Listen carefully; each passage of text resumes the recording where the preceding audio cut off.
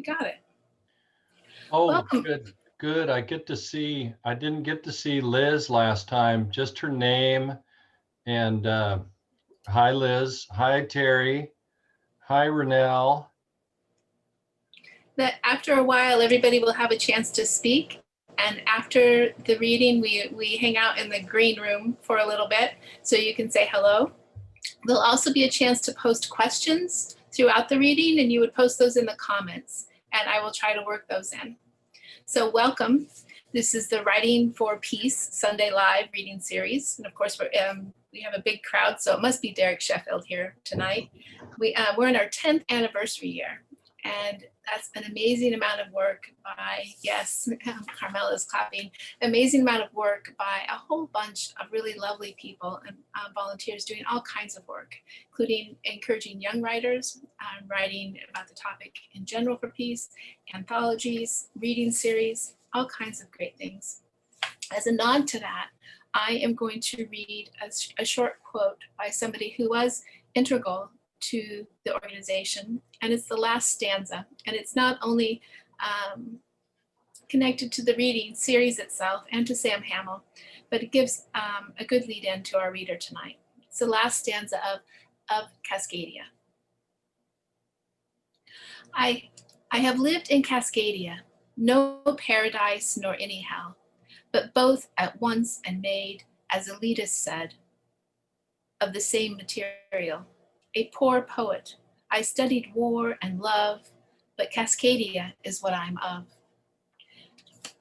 Sam Hamill, the last poem in his habitation. Sam was an advisor for Writing for Peace and helped out Carmel in the group for many years. Two more we're adding into the group here. We're going to start out with a bio for Derek. And as we show the bio, I share the bio, we're going to share screen, and I need to switch hosts.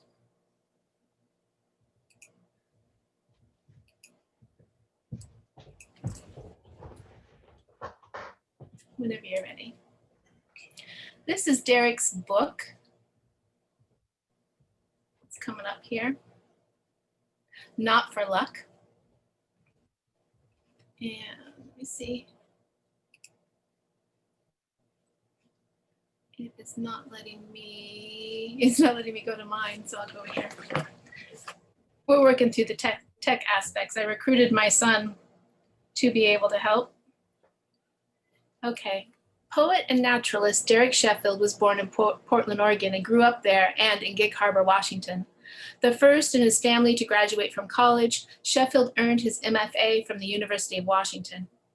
His collections of poetry include Not for Luck, Michigan State University Press, which is here, forthcoming 2021 in this bio, winner of the Wheelbarrow Books Poetry Prize, judged by Mark Doty, Through the Second Skin, Orchisis Press, 2013, I think I butchered that name, runner-up for the 2012 Emily Dickinson First Book Award and finalist for the Washington State Book Award, and A Revised Account of the West, winner of the Hazel Lipa Environmental Chapbook Award, judged by Deborah Marquardt.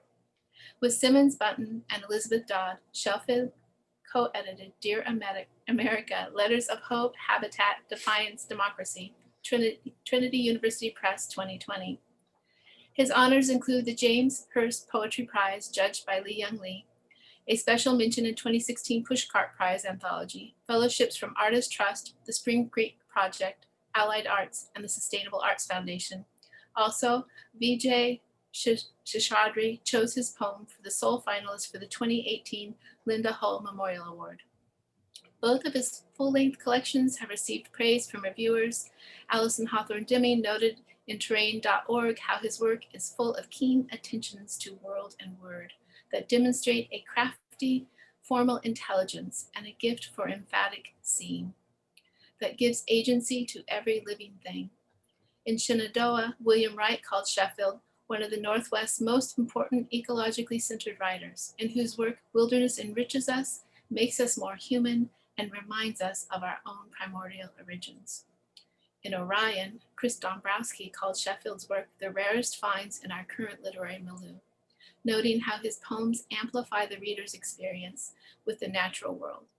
In his prize commendation, Mark Doty noted that Sheffield achieved something of inestimable value, a trustworthy, convincing voice. I wholeheartedly agree with that part. Sheffield has taught at Northwest Institute of Literary Arts, the University of Washington, Central Washington University, Clackamas Community College, and Wenatchee Valley College. Since 2013, he has been poetry editor of Terrain.org. He lives in Leavenworth with his family, including his 2 daughters. So welcome, Derek. Switch back, please. There we go. And switch back to host. Thank you, Juniper. What a lovely introduction. So what a long one with all of your accomplishments, kind sir. So we start out these readings with a question. And if I can remember the question most times, but the question that we start out with is, how about a book or books that were influential to you as a child, or maybe still are substantially? So I can say, well, and actually this relates to one of the poems in Not for Luck, which kind of actually answers your question in the title. The title of this poem in Not for Luck is John Carter of Mars versus the Void. And so when I was a kid, I loved reading Edgar Rice Burroughs books, Tarzan and John Carter. And I was showing up at the bookstore there was a couple of little bookstores in Gig Harbor, and about once a week, once every 2 weeks, I would show up, throw a $20 bill on the table, and get another 3 or 4 books, and so those books were really important to me. It's funny, to think about it. But I still love that genre. I still love the fantasy and science fiction genre, and we'll still read it for fun, and so that would be the first thing. Internet froze here. Did my internet I'm freeze? sorry about that. Oh, I think my internet froze. Sorry about that, Derek. oh, no problem. Okay. So I missed the last part, but thank you for sharing about the book and the significance. What did you bring to read? And let me add one more part to that answer. Sure. On that side of things was the fantasy books, and I think it was because, well, I think they and like the teachers that I encountered at high school, people like Kevin Miller and Pam Wise, were really important to me, because my parents had divorced, and my father was a traveling salesman and was gone much of the time. And so the divorce had hit me hard and knocked me back. And so those stories set on Mars among tusk-faced Martians, and with this protagonist trying to save a beautiful princess, they were a place to grow up a little bit in, slowly, not very slowly, and then those teachers that I encountered that helped me make the bridge from those stories to some different ones. And in fact, hang on just a second. Yes. I have a visual aid. This is the only thing I've ever stolen from Gig Harbor High School. This is called Thoreau, Walden, and Other Writings. And I'm coming clean with Gig Harbor High School.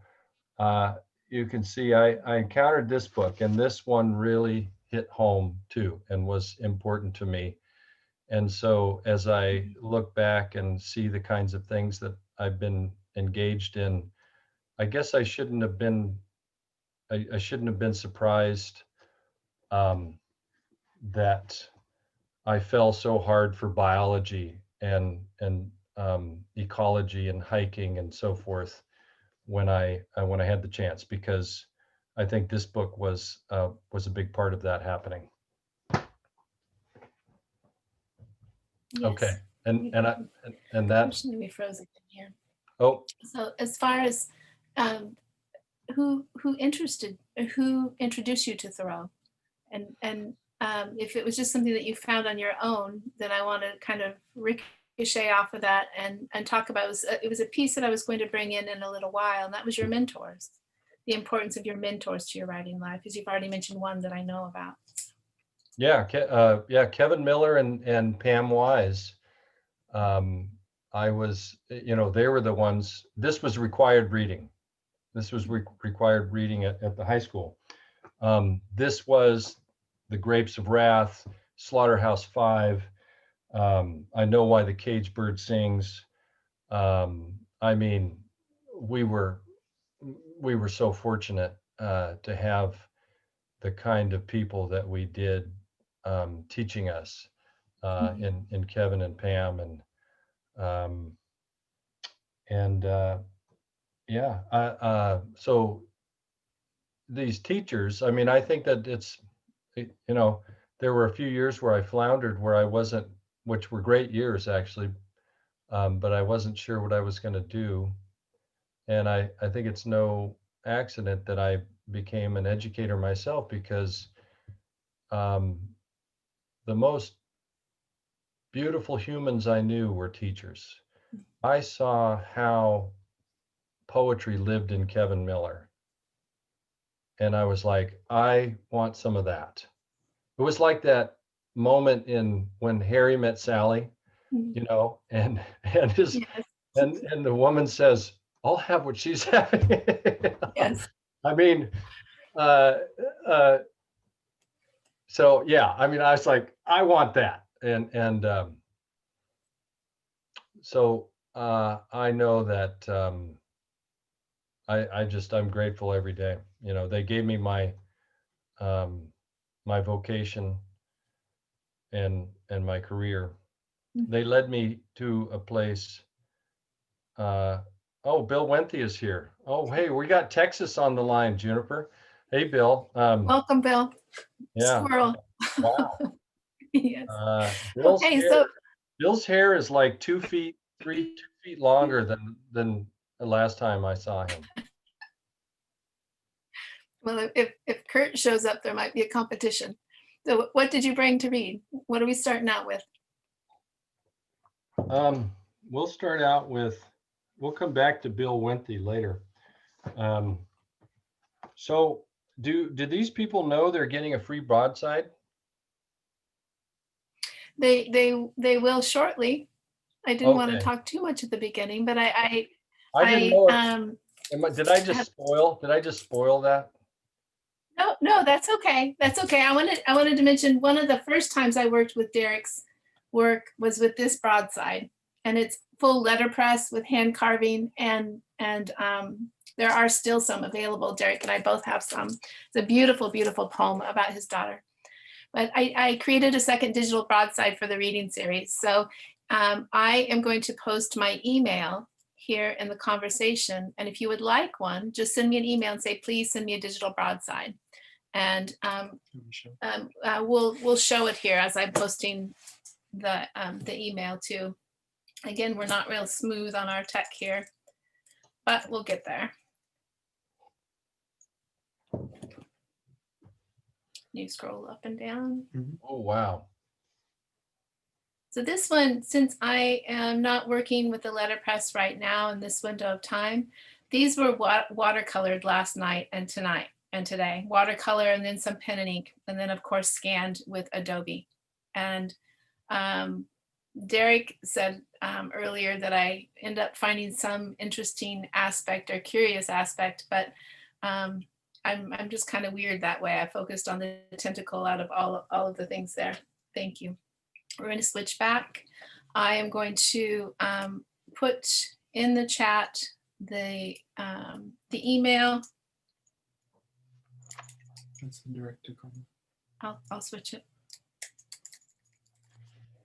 And going to everyone. This is the email if you would like a broadside. If you have questions, please post in the comments and we'll get those rolled in here. And please, please read a damn poem. I'm waiting for the poems here, sir. Kind sir. Okay. All right. So I thought I would start out with that one in Wonderful. honor of your broadside. So this is Fish Like These. People crowding the darkened room use their air for words, like look, as they press their hands to a topaz light.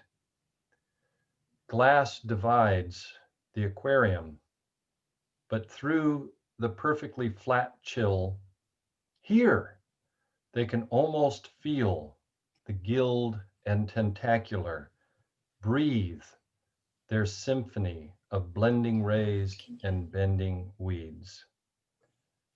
More than meets the eye, says a woman, smiling in her secret and standing apart in a blue vest to tell the half-truth before them. See that rockfish with scarred sides and a notched fin? Heads all turning toward a spiny length of scales moving in coppery swishes. Disease took his eye, and the other fish wouldn't stop lunging for the empty socket.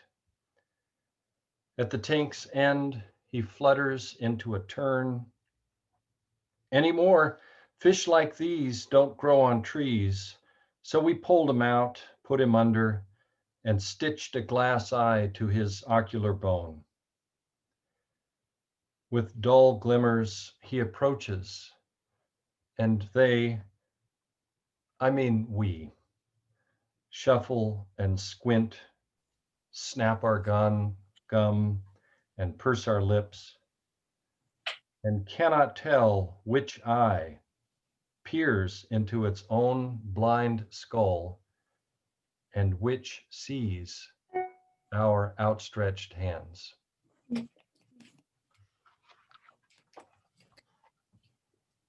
Lovely, Derek. Would you like to read a couple more and we talk some more, or would you rather? We can read another one. Yeah. Let's see here.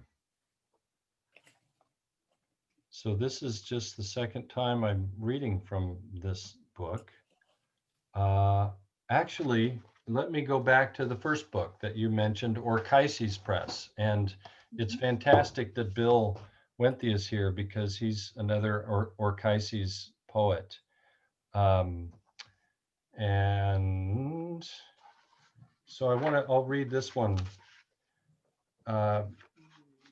which comes from, this is from Through the Second Skin. And this comes from the post 9/11 years, which I've been thinking about this week.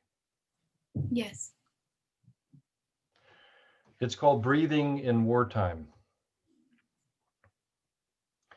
Glass magnifies two bulging pupils. A goldfish peers beyond its bowl, perhaps as far as the windows of the next building, where a man in dress shirt and tie appears, gathers papers from a desk, disappears. The fish makes O's with thin gold lips, stubborn little O's I mimic, opening and closing my mouth. Repeatedly reflected in the windows where the desk remains vacant. A jet ripples, shrinks and stretches, tail fin catching the light, the spikes of a silent explosion. Fabulous poem. But in Carmel and I talked a little bit about the reading, about whether to talk about this past week or not this past week, but or what's been going on. And I think what I do want to say is that community is really important to me when everything with the politics and pandemic and on. And I know that we as creators and writers have been moving through it in different ways. And I know that you've been really active in what you have been doing over the last 4 years and over the pandemic. You share a little bit about one of the most recent projects, I guess, with the Dear America. Oh, yeah. So this book, Dear America, Letters of Hope, Habitat, Defiance, and Democracy, comes from the Letter to America series that started at terrain.org. And terrain.org used to be called terrain.org : a journal of the built and natural environments. And if you're not familiar with it, it's a literary journal that I help with and have for, I guess, 7 years now. Writing a place primarily. But in 2016, after the last presidential election, we evolved in the sense that people started sending us these letters and poems and essays. And it was actually Allison Hawthorne Deming who sent us the first letter to America. Just she had to speak to her country. And so we were a venue for that voice to be heard. And that one letter led to this series, a new part of terrain.org. And it's been an incredibly vital and popular series. I mean, it's been reaching a lot of readers, and it led to this book that we published with Trinity University Press that just came out in the spring. April 22nd, the 50th anniversary of Earth Day, was the release of this book. And the thing is, you know, terrain.org dropped the last part of its title. It's still a writing of place, a place for writing a place, which I think is most writing, frankly. I think everything has some kind of flavor of place in it, really. It's hard for me to find writing that doesn't have it. I mean, it's possible. But we evolved and became more engaged, I think, with our society, more directly engaged. And I think it's been a beautiful thing. And we were just sort of, it did take the leadership of Simmons Bunton to let that happen. But it was more like that was just sort of pouring through us. And it's been gratifying work. Oh, hey, Simmons is here. Yes. Oh. I wanted to say too, the related reading series was fabulous as far as community, and the slice that Simmons and my guess is you and the editors together chose who was going to read, but at the different times and how it rolled out was I know very significant to me, being alone during the pandemic, or on my own for the community, and also just the panacea of the reading, whether it was intense or whether it was intense and political or more personal, which oftentimes those are woven together anyway. But just thank you, and thank you, Simmons, Elizabeth too. But I've been thinking about your writing and your involvement and the community that you build. And I've been thinking about how water plays into that, and fish, fish frequently come back to fish. And I think I was thinking about there's this surface level tension, that you deal with and that you work through. And your current collection is a beautiful looking through the water reflection of light and dark and what it is to be a parent, in this society and with what's going on. And I was wondering with this surface level tension and with raising these two teens, um, what you have done to help them in the understanding. Have there been some key pieces? Have they been part of these community readings? Have you been reading with them? How have you, as a teacher and a parent, and with such careful detail, attention to the world, helped them maneuver through some of this? That's a great question. And yeah, my relationship with the daughters is central to the book and to my life, obviously. I know that you, as I've seen Carlo grow up, and he's far too tall now. Carlo, come on, man, slow it down. Carlo grow up. I mean, yeah, Daddy is the best thing I've ever been called. It's I just feel so grateful to have that kind of role in those lives. But honestly, I think I just finished reading a fantastic book by Scott Russell Sanders called The Way of Imagination.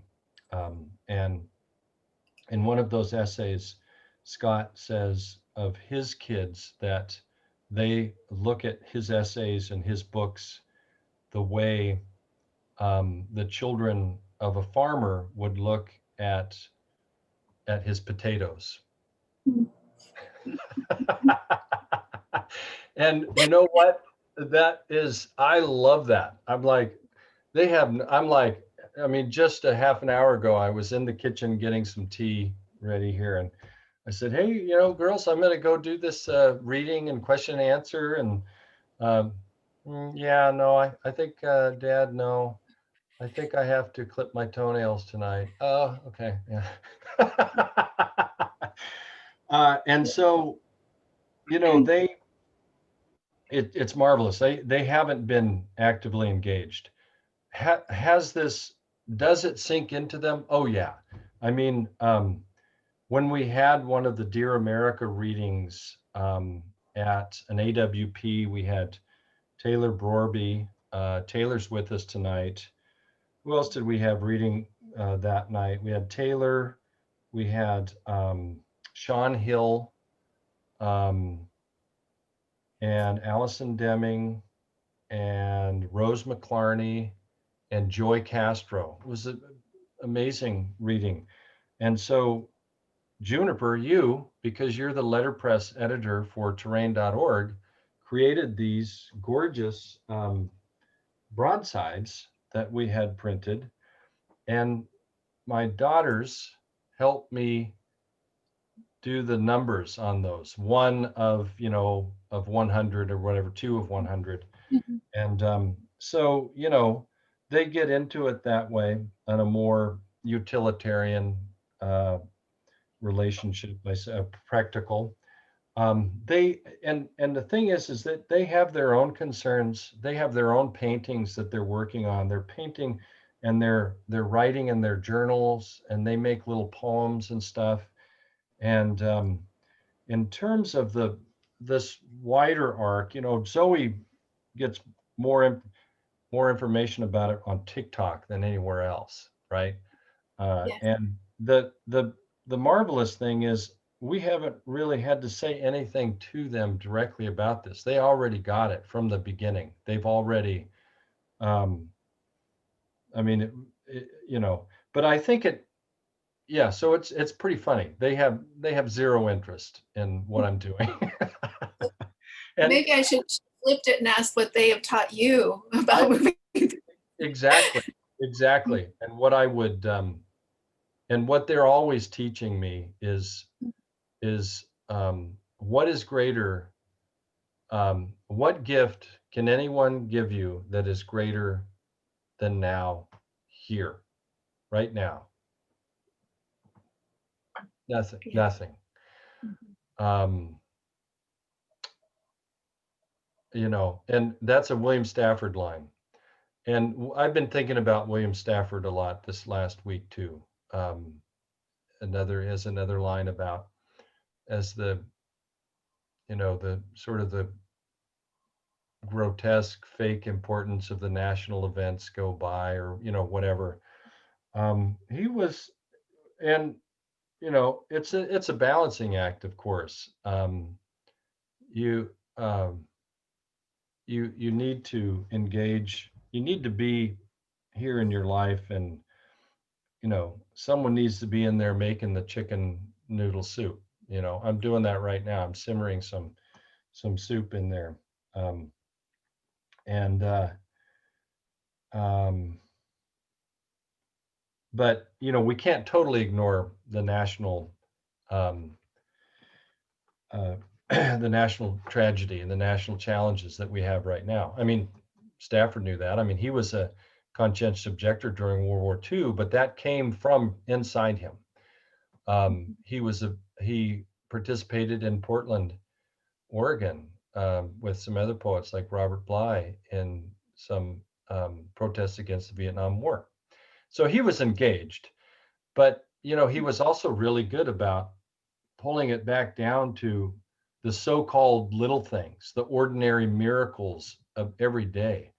And, um, you know, that's what I think goes into a lot of the poems in this book and so forth. I mean, most of them Yes. are just gifts. They're just gifts that have come by and that I've reached my hand out and grabbed for.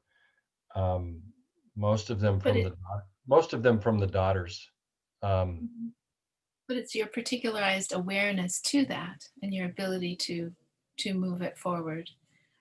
There's not all poets deal in the level of detail, the same level of detail, and that's one thing that I kept coming back to as I was reading it and trying to decide for broadsides is the level of details.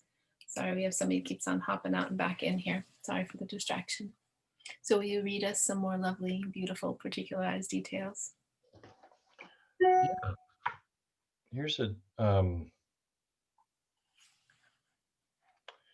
I'll read you one of those. One of those. Oh, oh God, here you go. How about this one? Oh man, and this is just documentary, you guys.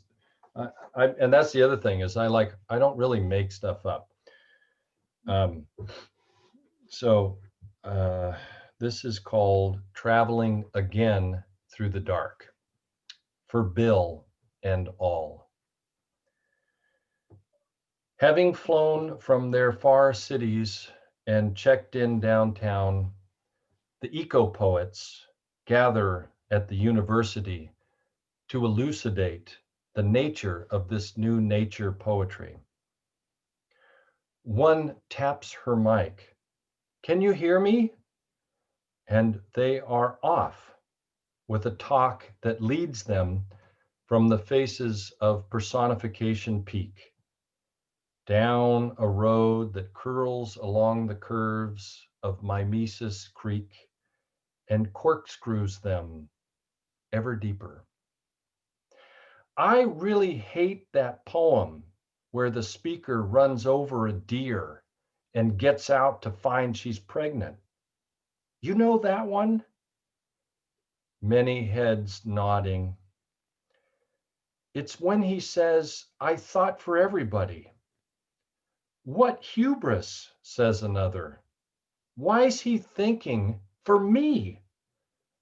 And after a third agrees, frowning through his goatee, they work as one to shove the poem out of their consideration.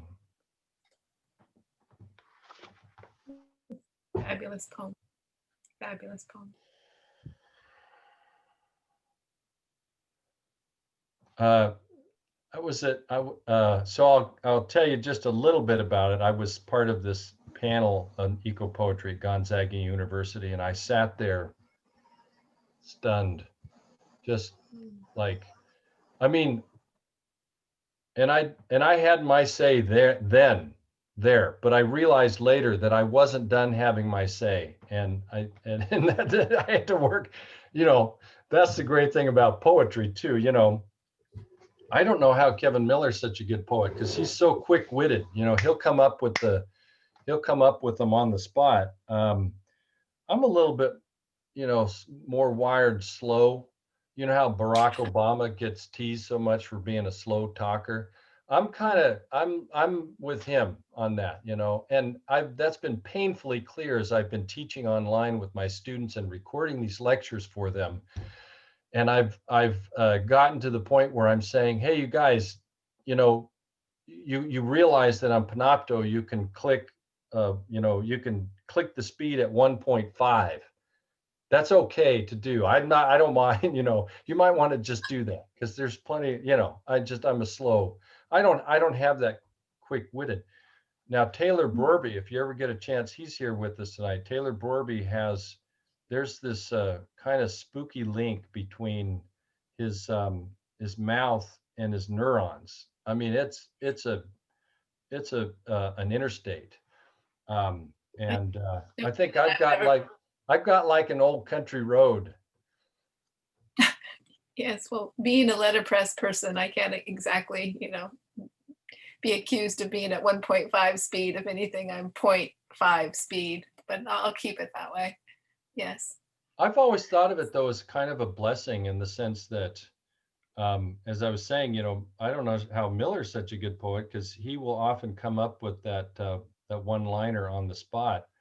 I hardly ever do, and so then it sticks in me and lives in me, and then you know, drives me to the poem. Yes. But Yeah, oh gosh, and my grandma used. so, and just, you know, on that poem too, of course, the speaker in the poem doesn't run over the deer. You know, I mean, oh, this was a case where these people, all they were seeing was the latest kind of postmodernist theory. They weren't even seeing the poem anymore. Mhm. Yeesh. It made me think of Billy Collins, you know, tying the poem to the chair and beating the, you know, beating the facts out of it, beating the meaning out of it. Tell us what you mean. Tell us what you mean. That's right. Well, tell us another poem, Derek. Read us another poem. I'll tell you another poem. How about let's do a daughter poem. Oh gosh, so I don't know. Here's a. Do you want a uplifting one or a rip your heart out? Well, there's time for both. Uplifting. Lucy says uplifting. I'm going with Lucy. Okay. I mean, well, they're all sort of mixed, right? I mean, anytime you got poetry, it's tonally complex, which is, you know, why we need more poems and fewer bumper stickers. Her calling. Have to call someone, she says, and dials a bright song on the fat buttons of her plastic mermaid phone as we cross the parking lot of the school that has just taken her pinching, kicking, hugging, sorry saying sister for the next 9 months. The one she loves best in the world and hasn't been without since she was out of her mother. It's not her sister, though, she talks to as I buckle her, but Echo, that black lab our neighbors were always calling back across the road until a screech one night made silence repeat itself across the valley.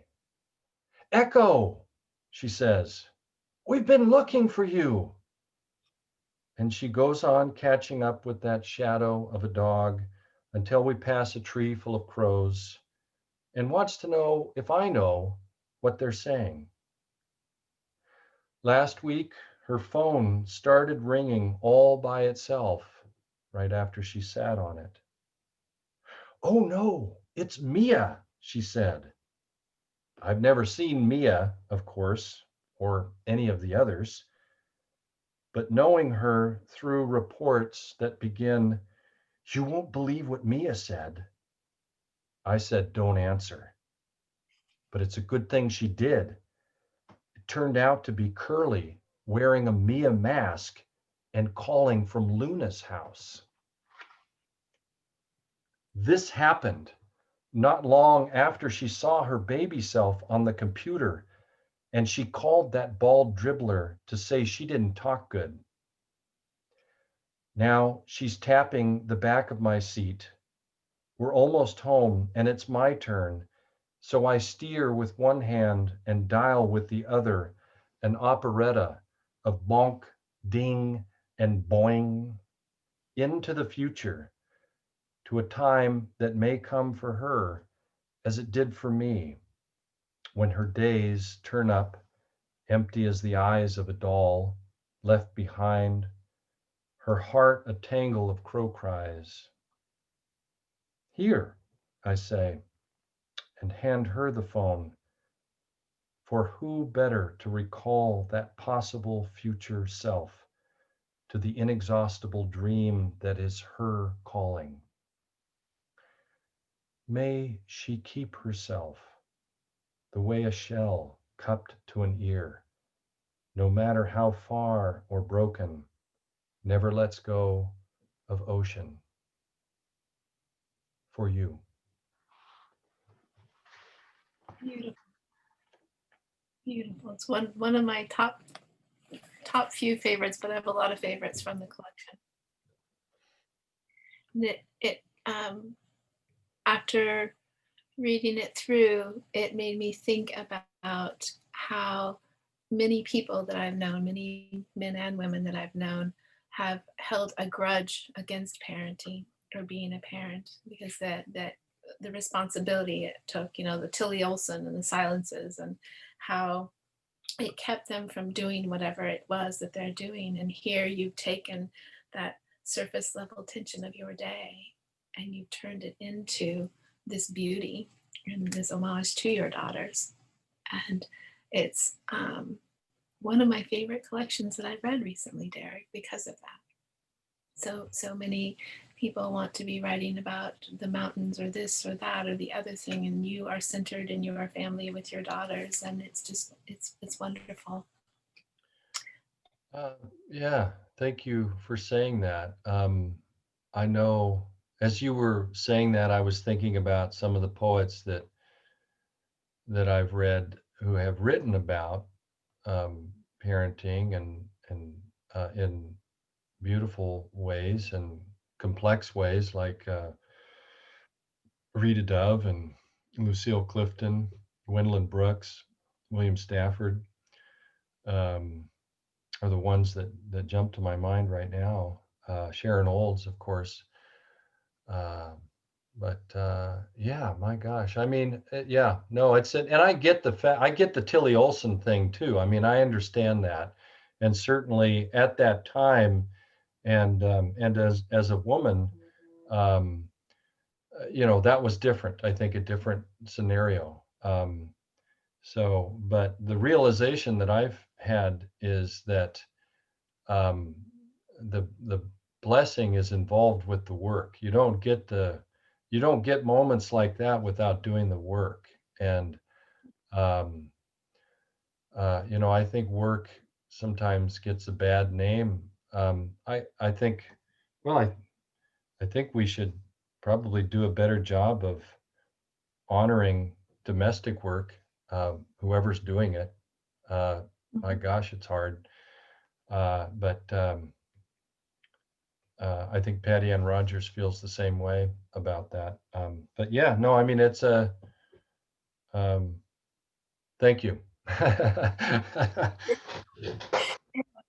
It's something that I came back to, and there are many things that braid through, not just your parenting, your love of fishing, your naturalist habits, tendencies, and ways, and besides the family. But I was hoping if you would say a little bit about, since the organization and the program supports young writers, or evolving writers, and we will have writers here that haven't published books yet.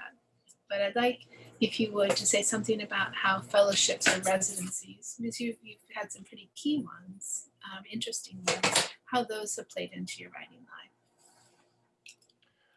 Yeah, sure. I'm looking at Zach Eddy here on the screen. Here, that's a young guy. He's just about came out of Wenatchee Valley. He was an aluminum smelter in Wenatchee for about 10 years, and then he's like, oh, maybe there's something more to life. He comes to Wenatchee Valley College, and he's just about to finish his Master of Fine Arts at the University of Idaho. Hey, Zach.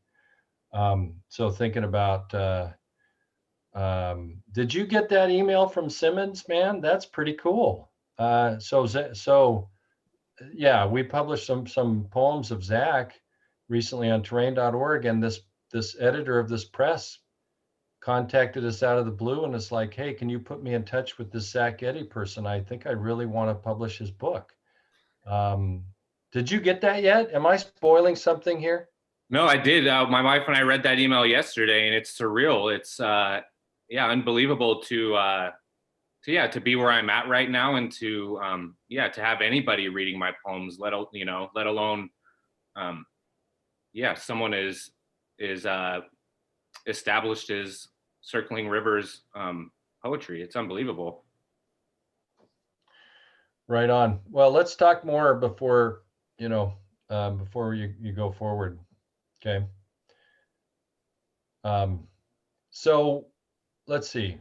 Your question was about young people. Oh yeah. So I had so I was, I mean, I've been lucky with some of these fellowships, and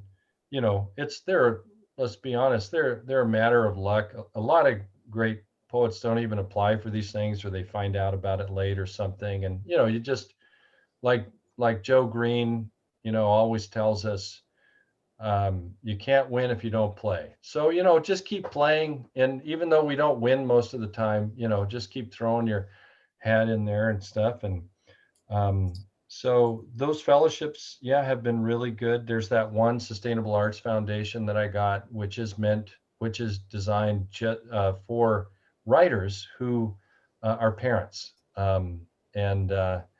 So Bill, you're bringing up your daughter there. I don't know if you know about those guys, but you should apply for the Sustainable Arts Foundation Fellowship, because you're a parent who writes poetry. Um, and that's a really great one too, because it's like an ongoing gift. They keep figuring out ways to give you money. You're invited to be a judge for the fellowships that come after that, and they pay really well for reading those. I often have to say no to those opportunities, though, because of my workload at terrain.org is so incredibly heavy. I'm just testing to see if Simmons is still listening. I haven't done many of those residencies. I've done a couple of key ones. He's laughing. Yes. Mainly the ones I've done have been through the Spring Creek Project. And for me, it's different. I mean, there are some writers who go after these residencies because it's like a notch on your belt or something. And I'm like, yeah, no, not for me. And besides, I don't really want to be away from my daughters that long, right? And so a lot of them are longer residencies. And I'm really more kind of interested in how does one organize his life so that he can practice his art in the midst of his family. How can a poet continue to practice her art in the midst of society, not separated from it, not going out into that cabin for 2 months, 2 days, 2 years, 2 months and 2 days, but living in and engaging with society, because we all need to be we need poets like crazy right now, and we have for a long time. But yeah, Yes. I don't do many of them. The ones I've done through the Spring Creek project have been more short-lived, like a week to 10 days. Mhm. And those have been opportunities to work firsthand with scientists in natural settings. The H.J. Andrews Experimental Research Forest in Blue River, Oregon, and then Mount St. Helens were the two places that I was, able to go to a couple times and do some writing. And those residents, I mean, they do work. I will tell you that they do work, because this book is there's, I think, 5 or 6 poems from those residencies that wouldn't have been in there, obviously, without that little bit of support. Come to think of it, maybe I should do more of those things. I don't know. Um, but no, I remembered you talking about them before and how they fed in to some lovely ways in your books, and I just wanted to throw that out there as far as somebody that may not have had the experience, like Spring Creek, as an example. I think Um, the Spring Creek ones are so great because I'm not really interested in, like, I don't know. I'm not really interested in going in the usual ones, or just going somewhere by myself and writing. What I love about the Spring Creek project is you always get access to the scientists doing their work. Um, and I like when I was in the HJ, I got to go out with the small carnivores researcher and her team, and we were just tromping off grid through the forest. Oh, I mean, it was like I was David Attenborough, like it was incredible. And we're like finding where the skunk was sleeping for the day, because they got these radio tags on. And I went out with the spotted owl researcher, and we went out, and he was calling for the spotted owl, and he was telling me about this individual and so forth. And then, at Mount St. Helens too, to have the gift of interacting with those scientists who've been studying the mountain, many of them since the big eruption, was just an incredible gift. So, our science and scientists um, work really closely with my muse often. well, how about one more poem, or if they're two short ones that your muse sent you down the trail with? Okay. How about, let's see here. How about one of the poems from the Spring Creek?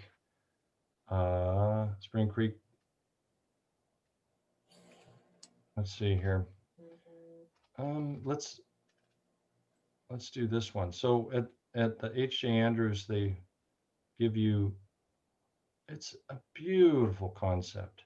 And we'll just make this one more poem, because it's more fun to talk than to, I don't know about Yeah, you, but I have don't know, some questions. poetry readings are, they're okay. But I mean, I love just reading. I love reading these in silence in the early dark. I mean, not my own poems. I mean, like these. I love reading these, or these others. Yeah. Really more. I mean, so I'll read this one more. And and I encourage you all to check out the Spring Creek project that operates through a special cooperation between Oregon State University and the National Forest Service. And when you go there, you get 3 plots that you have to write a response to. These 3 different places, and every writer who comes there, and it's not just writers, but they have musicians, photographers, visual artists, rap artists. I mean, it's really fantastic, the kinds of art that they are collecting. And this is in the spirit of long-term ecological reflection. So here you have this huge old growth, AKA late stage successional forest in Oregon down there near Blue River, near where Barry Lopez lived, actually just a couple miles from his house.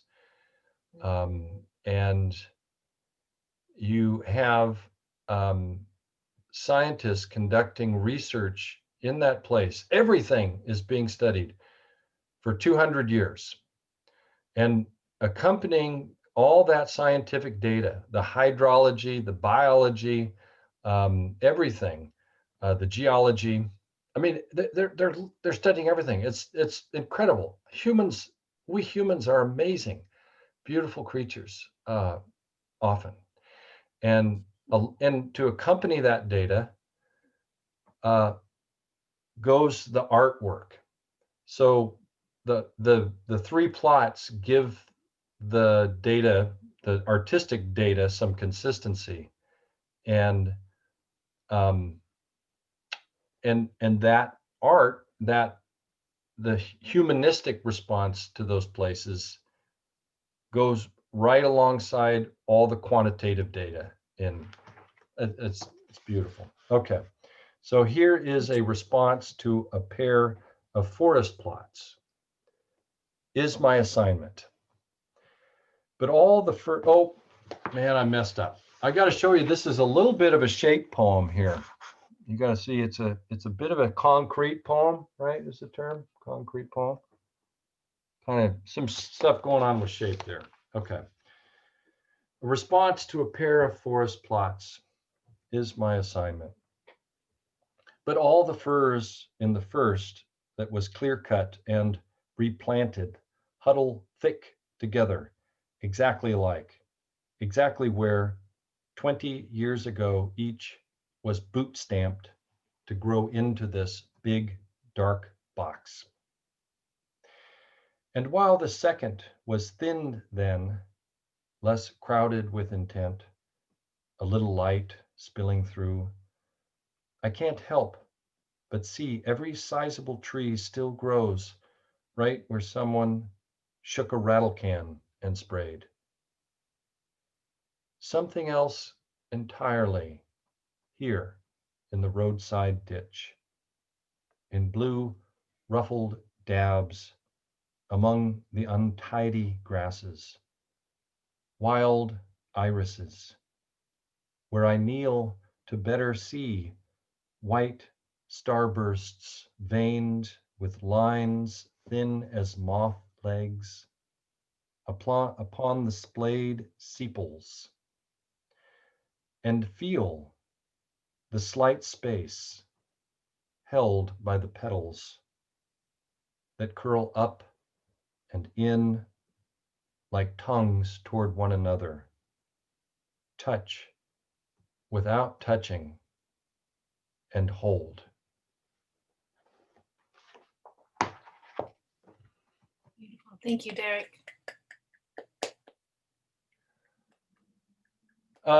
Thank you, Scott Edward Anderson. Nice to see you, man. Rocking the headphones. Can we talk now? Are we at that point? Let me make one announcement, and then we had a couple of questions we didn't get to. And the announcement is next week, it's Leah Purpura, a poet and essayist, will be joining Sunday Live series. So Leah Purpura next week. And we had a question, Derek, I wanted to go back to, if you don't mind, and then you can talk to your heart's desire, is what else drives you to the poem? That was by Lucy. What else drives you to the poem? Oh, to making poems? To a poem? Okay. Thank you, Lucy, for that question. As I ponder it, I will tell you, Juniper, so I'm going to tune in. I'll try to tune into the Leah Purpura event. That's exciting. She is an Orchises. Her first book of poems was published by Orchises Press. So you tell her that Bill Wenthy was here. Okay, damn it. And Orchises, that's great. It's hilarious, that word, Orcases or Orcases. Nobody can pronounce it, until you're familiar with the press. It's actually from a Robert Frost poem, and Roger said that he loved the name when he thought of it for the press, but has ever since really regretted it because it's botched every time. Anytime someone says it, Orcases, Yes. yeah, whatever. So what else drives me to poem?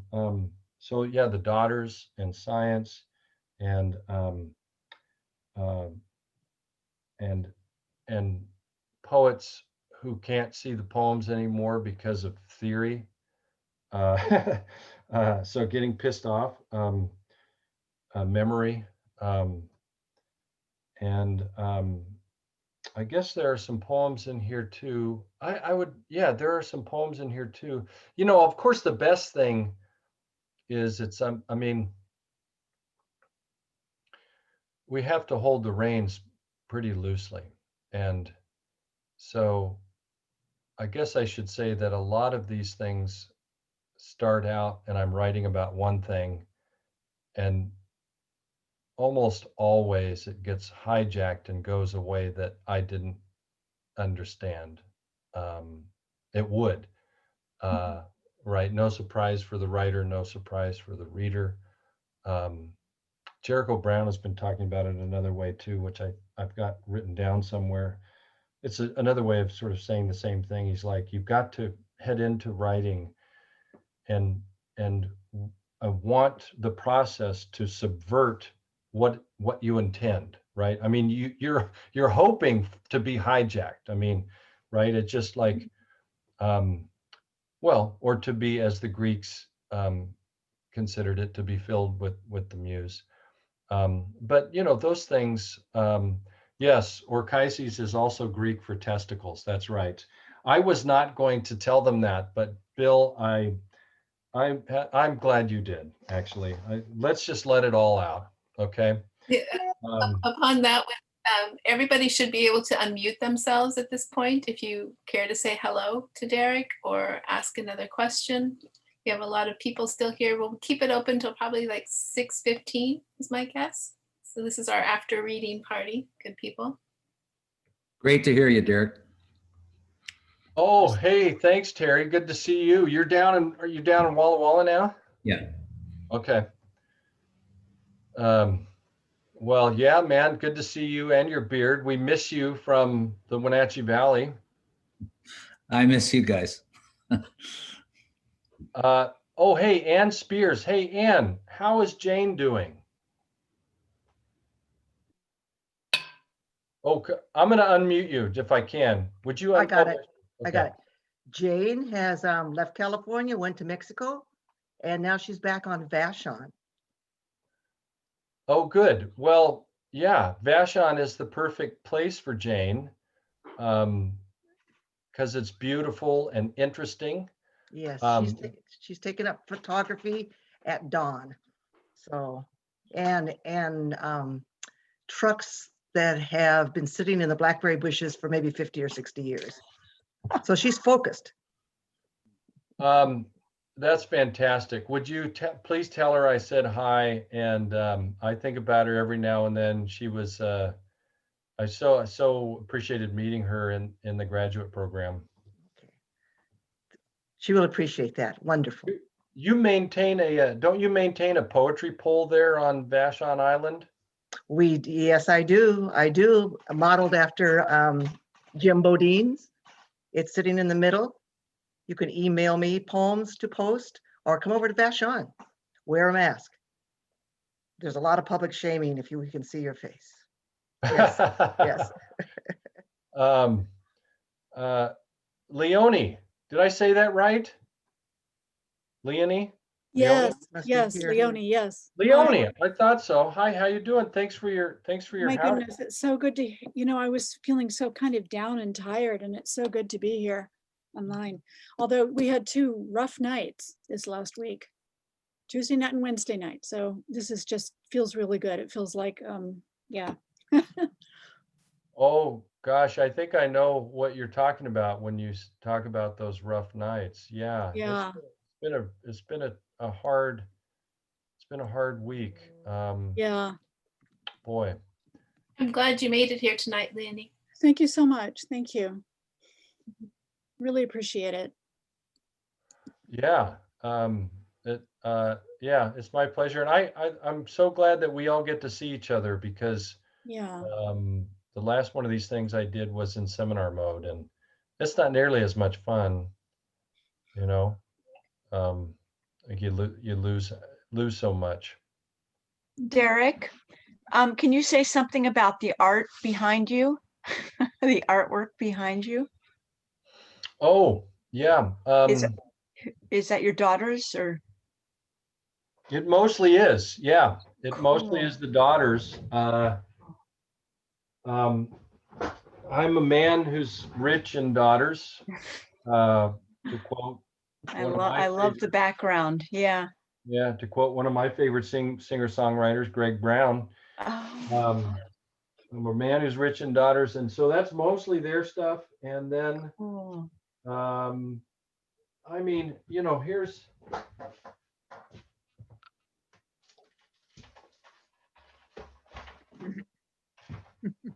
there's a broadside by Simmons Bunton on there, the Coyote broadside. Oh, nice. There's a print that John Paul Pecora, this great Brooklyn, New York poet, sent me. And there's that red-tailed hawk is from Alan Braden, poet. He's a picker. If you don't, whatever you do, don't befriend Alan Braden because he will send you gifts like a mother. And I mean, God, Braden, come on. He's always sending me great gifts. This man, this Tacoma poet, for years, every year he sent my daughters Christmas ornaments with their name on them. And I don't know. I'm a man who's rich in poet friends. Yeah, But that's just great. look at Yeah. these. You gotta let me indulge you here. So indulge me. So Yes. this is from Zoe when she was about like 4 maybe or 5. Pause. Oh my gosh. Father, your heart and love me. Are Oh. you freaking kidding me? Oh my gosh. And then That's unbelievable. this one says, please take care of my baby wolf. Her name is Howler. Love the Wolf Queen. And I would be sitting there, you know, working on poems or readings or something in my study. And like these things would just get slipped under the door and stuff. Oh, But it's precious. I'll Oh, tell you one of the coolest things about this whole deal, though, is that it's right after I was late in getting one of these things, but right after I got one, and I've had one for far too long now, the daughters have a habit of coming to me in the morning to tell me their dreams. And I have been surreptitiously recording their dreams when they tell them to me. And can you imagine hearing your dreams related in your little voice, to have that, you know, 30 years down the road or something? I'm just so excited to give that to them. It's a wonderful gift. amazing. Oh, yeah.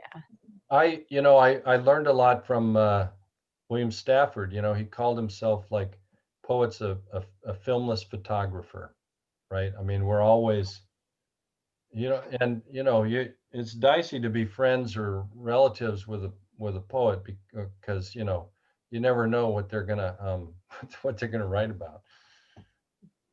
We're not the most ethical people all the time. Yes.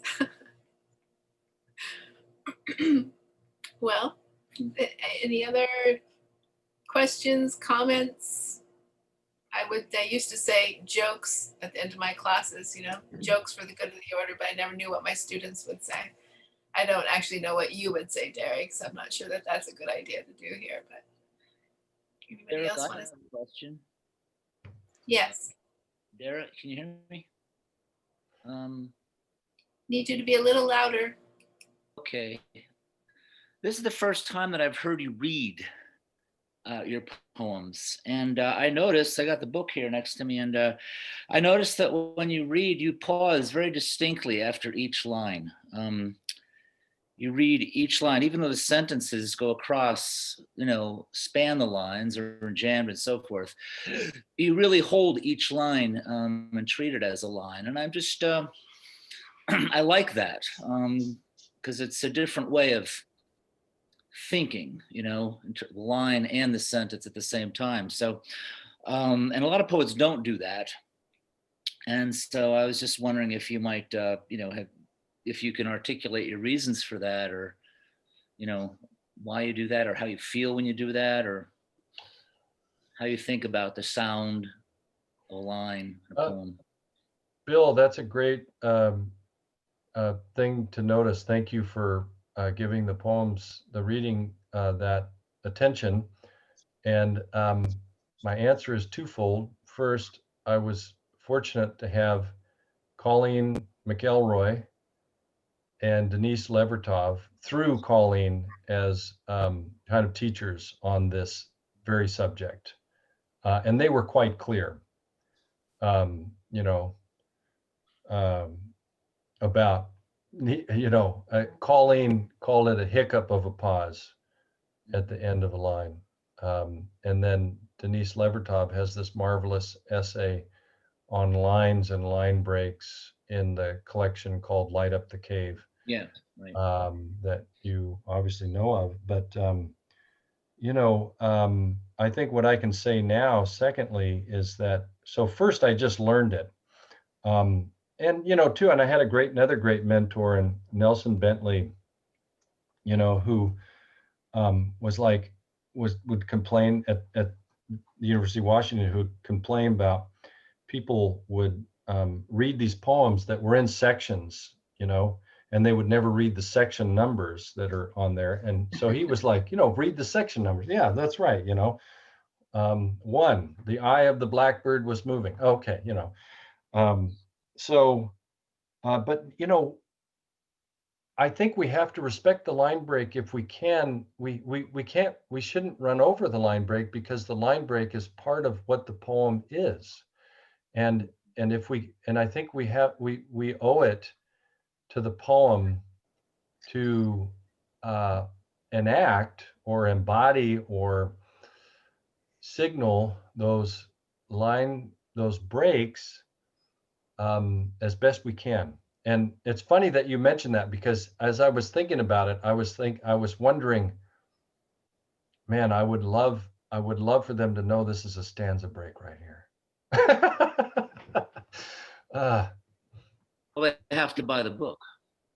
Oh, there you go. Hot dog. Well, for a joke, sort of, I heard an interesting line break when Joe Biden was giving a press conference this week, and one of the reporters asked him, what do you think should happen to the congressman who supported challenging the election results? And he said, I think they should be beaten in the next election. But there was a pause there. And for a minute I was like, really? And then I'm like, oh yeah. So you kind of get it both ways with a line break, but there's also a sound.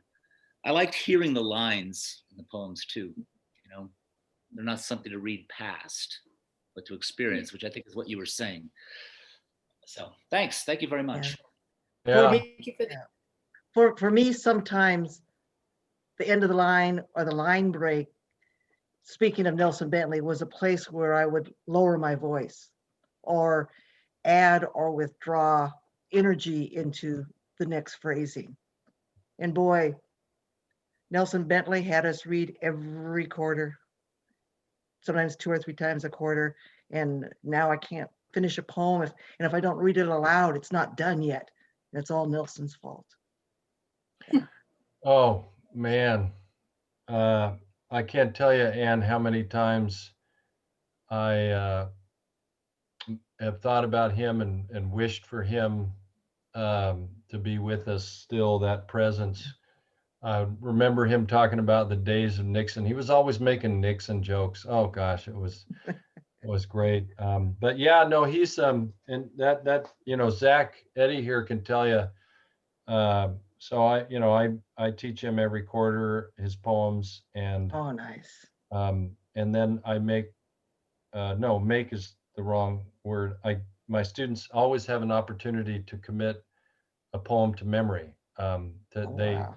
they do that every quarter, and what I love is that more and more of them are choosing to memorize poems that because terrain.org is always a supplemental text in my classes, and more of them are choosing to memorize poems that they read on terrain.org versus the ones from their textbook. Okay. So, I don't know. Yeats was okay, I guess. Your students have fine taste. Oh, thank you. Yeah. Thank you. Okie dokie. That's probably the longest after party we ran here, and there's no complaints about that at all. No complaints. I know that there are a lot of people scrolling through this that haven't said anything. I haven't seen you or heard from you, like Stan. Hello, Stan. I know you're there. Nice to see you, Loretta. Adrian, Dominique. Anybody else want to hop in before we end? Yeah, I was, Hi, Stan. Hey, hi. is that the It poet? was terrific. I've been an admirer of Derek's. I only maybe met him once for many years, and it was a treat to see you. Hot dog. Is that swinging Stan Rubin? You got it, man. Damn. I'm swinging right off the end of the earth. Hey, did you see the news that the earth is spinning faster than it has in many years? It's just actually literally spinning around faster. You feel that? But anyway, it's nice to meet you. You've always been a favorite of mine, and you are a fabulous, honest, smart poet. And I knew Bill Stafford fairly well, and that you were so much in his spirit too. Oh, thanks. Thank you, Stan. That's really sweet of you, man. And that's high praise coming from a poet of your caliber. Thank you. Anybody else want to say hello before we end here? yeah. My name's Lucy, and to Juniper and Derek, thank you for coming together and doing this, because the big word that's with me right now is enlivened. I feel enlivened, like there was a part of me asleep and I didn't know it, and it got woken up, and with the joy of poetry and this real human creative connection. I'm really grateful. Thank you. Lucy, there's a great poet in Yakima named Dan Peters. He's the head of he inherited Blue Begonia Press from Jim Bodine.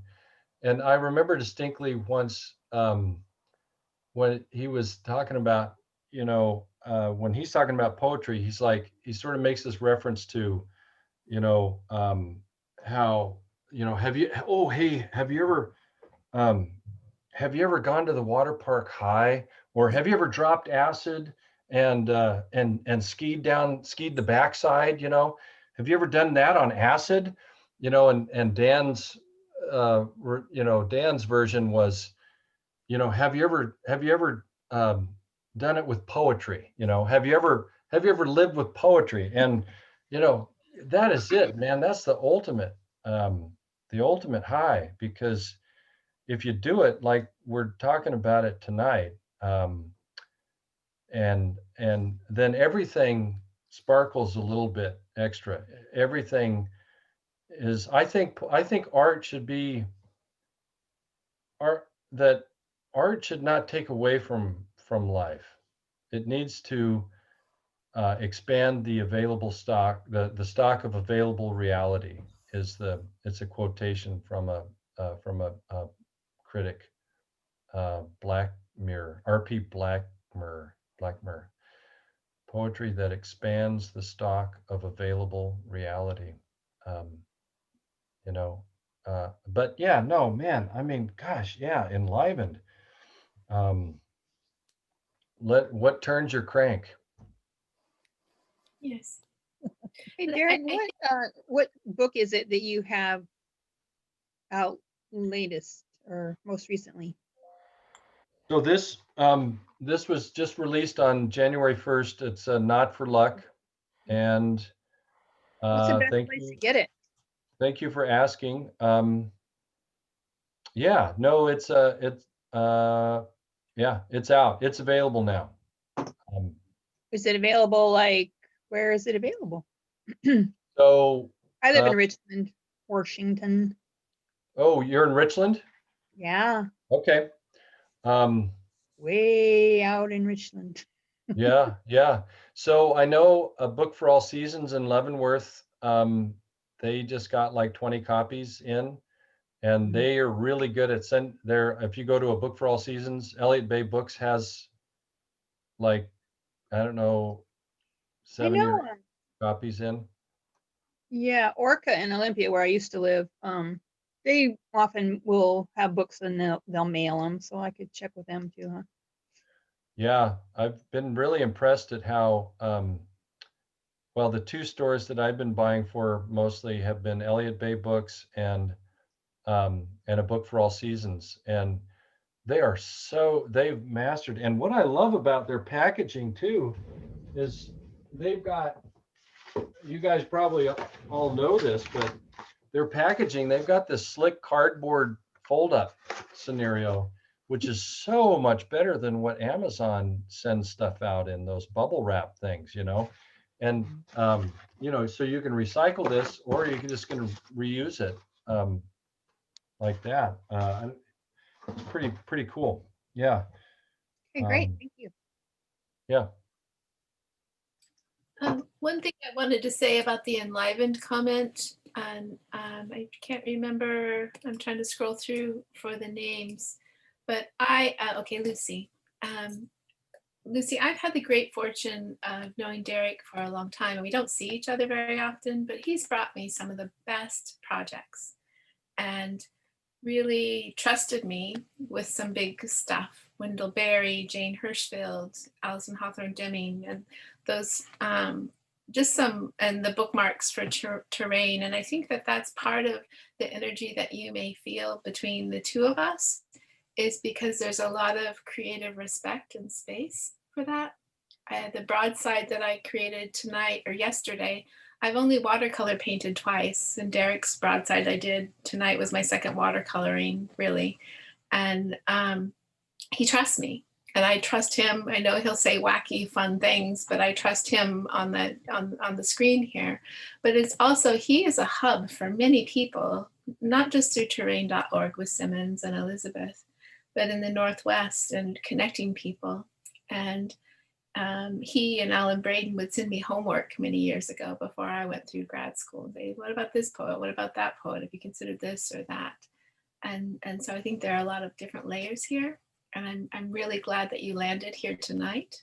It's been a big piece for me the past however many readings to be part of, because I have missed my literary community. I used to be connected with somebody else that was pretty significant in the literary community.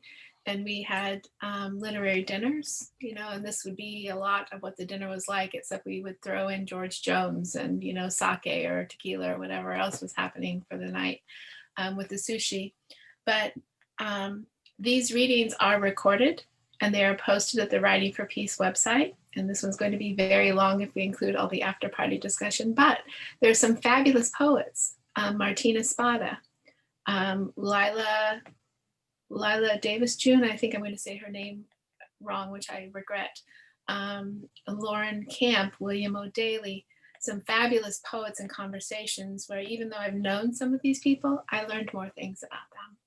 So maybe you can extend some of this enlivenment there. Hey, Absolutely, I'll be back. Can Wonderful. I interrupt you for a second? I just have to show you.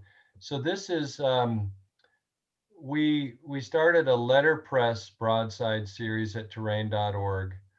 And this is a poem. This one sold out because this was really popular. This one and the Wendell Berry one.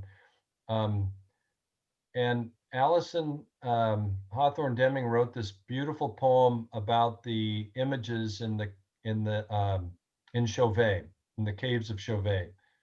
And you know, one of those images is what you see represented here in the artwork that Juniper created. And Simmons says we might have a couple more of these for sale. Okay, right on at terrain.org. So contact him. But I will never forget the look of absolute delight when Allison Deming first saw what Juniper had made in this broadside. And Allison said, "You didn't. You did, you did." And when she recognized the vulva in that image. It's the oldest known drawing of a woman's body. And the riskiest part in the poem is what I focused on after studying every image in the cave. So it's one of my favorite carvings. These are carved in lino blocks. We have Terry is a fellow letterpress printer, Juniper, on with us tonight, and he worked with let's see, what was that press name, Terry? You're muted, my friend. It was 2 Magpie Press in Kendrick, Idaho. It's been a long time ago. yeah. But anyway, he's someone I know who definitely can appreciate the work that went into this. It's beautiful. It is absolutely beautiful. It's they are printed on the former original Copper Canyon press. So it was the letterpress that Sam and O'Daly started the press with.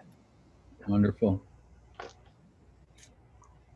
So we are at 6:30, my friends. I don't really want to end it. I'm not the one that will be editing this down. Anything else for the good of the order before we close out here, Derek? No, I don't think so. I've really enjoyed it, and I just want to thank you all for making the time to be here tonight, because you know, let's face it, we're all spending way too much time in front of our screens these days, and so I know what a gift it is that you're beamed in here with us. So so thank you. Yeah, and it's kind of humbling because, you know, I know we have some pretty amazing poets here with us tonight, so it's a little daunting. It was wonderful to have all of you join us. We really appreciate it. The readers vary every week. We end up having a lot of poets, but we vary with different genres. One of our bottom lines is that we invite lovely humans that represent the future we want to see. And that's part of the core value or the mission statement of Writing for Peace, is working towards the future we want to see. So thank you very much for coming, and take good care. And Derek, thank you. Thank you as always. Thank you. Thank you. Thank you. Good night, all. Wonderful. Good night. Thank you so much. Nice. Okay, bye. Bye. Nice to Thank meet you. you. Ciao. Bye. Bye. Thanks, Juniper. You're welcome, Stan. Great to see you. Thanks for Be coming. back.